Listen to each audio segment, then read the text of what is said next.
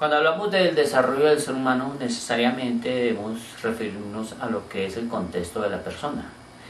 La persona y sus diferentes formas o sus posibilidades de relacionarse.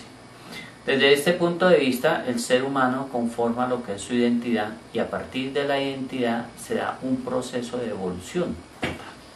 Por esta razón vamos a tomar como eje tres elementos importantes, que es la persona, lo que es las posibilidades relacionales de la persona y lo que es la identidad. En el lenguaje cotidiano, la palabra persona hace referencia a un ser racional, un ser social, consciente de sí mismo, que desarrolla su propia identidad a través de la sensibilidad, la inteligencia, que es su pensamiento, y su voluntad, el saber elegir.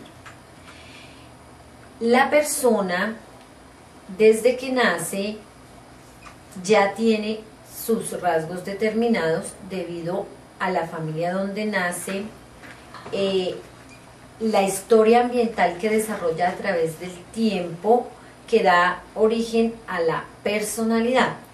La personalidad es un conjunto de características o patrones que se definen o que definen a la persona a través de sus sentimientos, pensamientos, actitudes, hábitos y la conducta que marca a cada individuo de manera muy particular y que se hacen personas diferentes a las demás, personas únicas e individuales.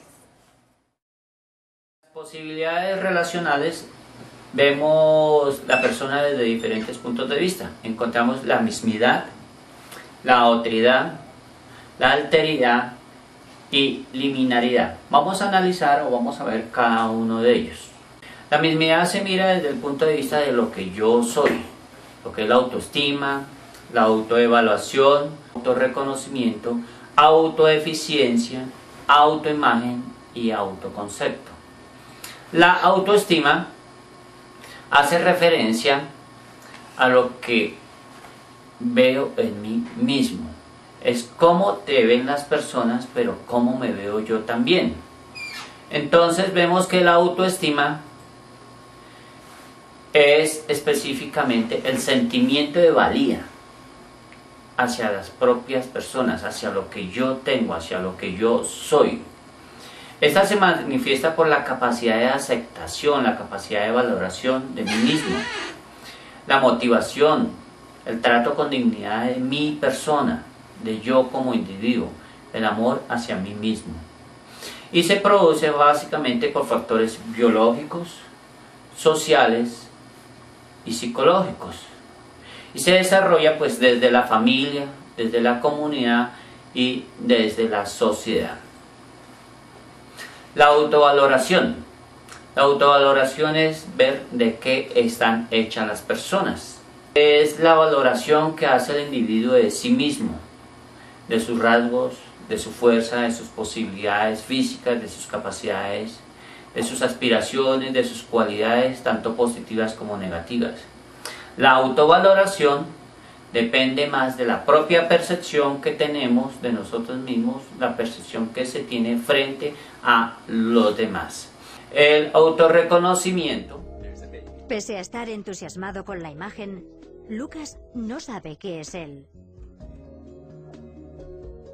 El autorreconocimiento es un proceso crucial para comprenderse a sí mismo como ser social y participar plenamente en la sociedad. Hace referencia a cómo nos vemos nosotros sin máscaras, cómo nos vemos nosotros frente a los demás y cómo nos vemos nosotros en cada una de nuestras imágenes, en cada uno de esos roles que desempeñamos. El rol como padre, el rol como madre. Es esa aceptación que yo tengo frente a cada uno de esos roles de lo que yo soy y la dignidad con lo que yo manejo cada uno de esos roles y cada uno de estos elementos. La autoeficiencia hace referencia a lo que yo veo que puedo hacer con relación a la vida, con relación a las experiencias que yo tengo, con relación a las experiencias que he vivido frente a los modelos que he observado, a las creencias que tengo frente a lo que yo puedo hacer o al éxito que yo puedo tener con algo que puedo realizar. Es la dependencia de los estados emocionales y somáticos que se juzgan o que juzgan mis capacidades frente a lo que yo puedo llegar a hacer con lo que yo soy. Está relacionado con procesos cognitivos, con procesos de motivación, con procesos afectivos y con procesos de selección. La autoimagen. La autoimagen es la imagen que se tiene de sí mismo. Es como si fuera un piloto automático que gobierna las emociones, los deseos, las tendencias del pensamiento, según cómo se piensa de sí mismo y cómo se siente, cómo se actúa. Es como si tuviéramos un espejo, como cuando vamos a un circo, entonces en cada espejo nos vemos diferente.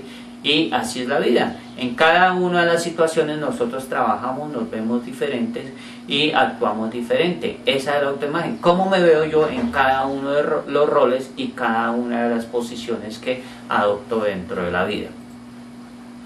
El autoconcepto lo definía Carl Rogers, ¿sí?, como un conjunto organizado y cambiante de percepciones que se refieren al sujeto. Es decir, mis características, mis atributos, mis cualidades, mis defectos, mis capacidades, mis limitaciones, ¿sí? Es ese concepto en sí que yo tengo de mí mismo. Puede ser positivo o puede ser negativo.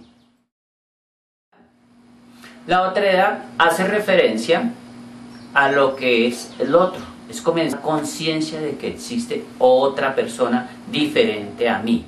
Él, ella. La alteridad, ponerme en la posición en que está el otro, es sentir la diferencia que siente el otro, es estar en el estado de diversidad del otro, es sentir la desigualdad que siente el otro, es hacer del otro lo que soy yo. En pocas palabras podemos decir que la alteridad es la capacidad de estar en la posición del otro, descubriéndome yo como el otro, como la otra persona que está en mi lugar. La alternidad pues viene precisamente de alternarme yo con la personalidad del otro, con el trabajo del otro, con la vida del otro, desde el punto de vista del otro, tener empatía frente a lo que hace el otro, valorar al otro, hacerle detalles que a veces se ignoran frente a lo que es la otra personalidad, es decir, convertirme yo en el espejo del otro. La liminaridad hace referencia a los límites que yo tengo frente a la otra persona.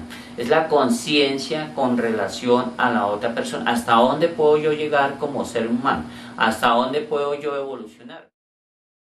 Para Eduardo Galeano, todos tenemos dos cabezas, dos memorias. Una memoria que la muerte mata y otra memoria, la memoria colectiva, que vivirá mientras viva la aventura humana en el mundo. Identidad.